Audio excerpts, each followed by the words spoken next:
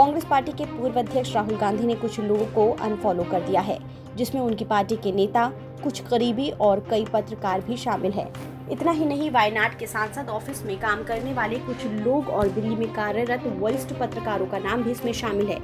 राहुल गांधी के इस एक्शन की सोशल मीडिया पर चर्चा है और राजनीतिक गलियारों में चर्चा भी जोरों पर है।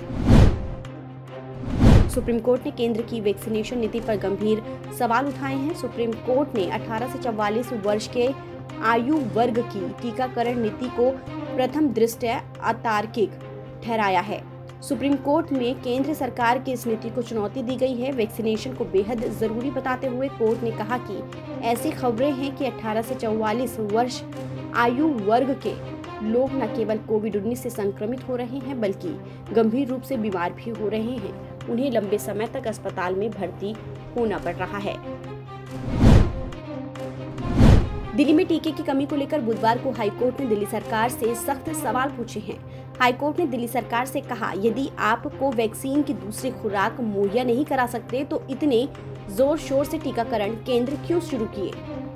आगे अदालत ने ये भी पूछा कि क्या आप कोवैक्सीन की पहली खुराक लेने के बाद 6 सप्ताह की समय सीमा समाप्त होने से पहले लोगों को दूसरी खुराक मुहैया करा सकते हैं।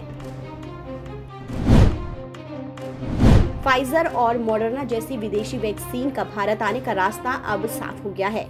दोनों कंपनियों की वैक्सीन को लोकल ट्रायल से नहीं गुजरना होगा। Drug controller general of India ने फाइजर और मॉडर्ना जैसी विदेशी वैक्सीन पर अलग से लोकल ट्रायल कराने की शर्तों को हटा दिया है। यानी कि अगर किसी विदेशी वैक्सीन को विश्व स्वास्थ्य संगठन या अमेरिकी FDA से इमरजेंसी इस्तेमाल की मंजूरी मिल चुकी है तो भारत में ट्रायल से नहीं गुजरना होगा। बंगाल की मुख्यमंत्री ममता बनर्जी ने फिर मोदी सरकार पर निशाना साधा है। इस बार सीएम ममता ने वैक्सीन को लेकर मोदी सरकार पर हमला बोला है। उन्होंने कहा कि केंद्र सरकार बहुत कुछ कहती है पर होता नहीं है।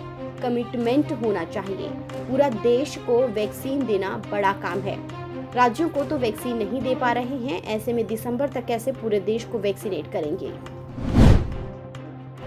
उड़ीसा के मुख्यमंत्री नवीन पटनायक ने बुधवार को सभी राज्यों के मुख्यमंत्रियों को पत्र लिखा है।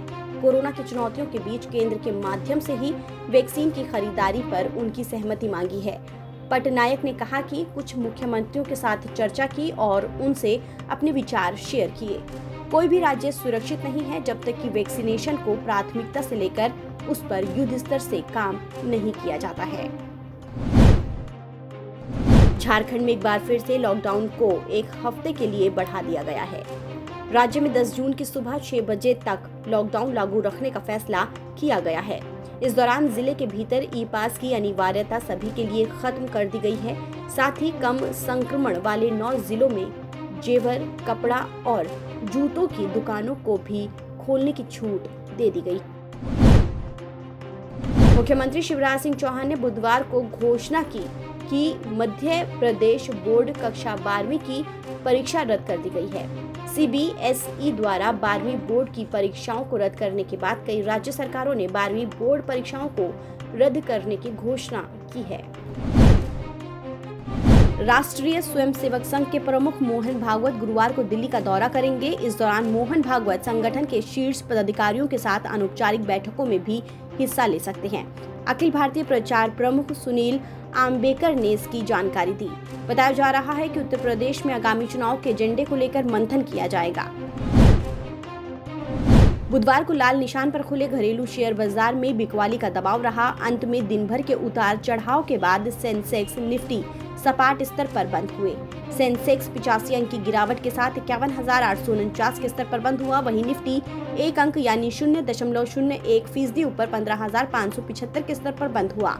पिछले सप्ताह के दौरान सेंसेक्स 882 अंक यानी 1.74% मजबूत हुआ।